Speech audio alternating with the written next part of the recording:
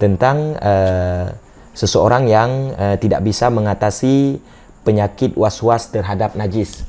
Ya, bagaimana terhadap ataupun kaifiat ataupun caranya agar dia bisa mengatasi penyakit was-was tersebut terhadap najis yang ada pada tubuhnya, pada pakaiannya ataupun pada sesuatu yang ada pada dirinya, ya. Bagaimana cara mengatasinya, ya? Sebagaimana kita maklumi bersama bahwa kita sudah tahu was-was ini adalah datangnya dari iblis, datangnya dari syaitan.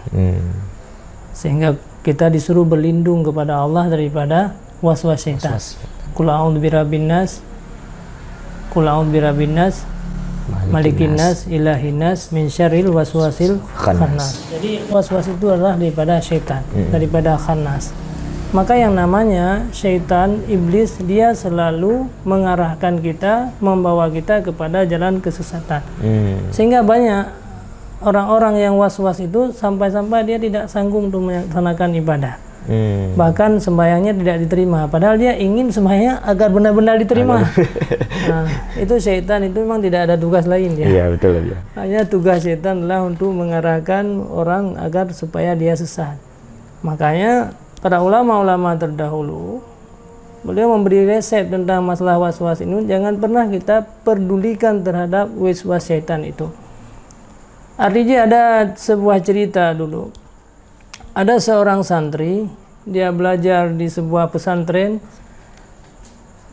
was-was karena kadang-kadang wate biasanya kan kagenang najis li, tinggal dia semayang hana nyaman-nyaman. Kaipa lia be bak jalan. Ya, apalagi di daerah Timur Tengah kan le unta ya. Akhirnya untuk menghilangkan was-was, ini solusi untuk menghilangkan was-was. Akhirnya gurunya menyuruh anak santrinya itu, kamu sholat atas tai unta. Bagaimana sholat atas tai unta? Selesai sembahyang sudah sah sholat, nggak apa-apa lagi. Karena kenapa? Ada pendapat para ulama, pendapat Astaghari adalah tai ataupun kencing daripada binatang yang dimakan, dia termasuk suci. Tapi itu pendapat yang sangat dhaif. Tetapi karena untuk menghilangkan was-was, maka itu boleh diberikan resep kepada orang yang was-was. Agar berarti dia tidak ragu-ragu lagi, sembahyang atas tai unta aja bisa.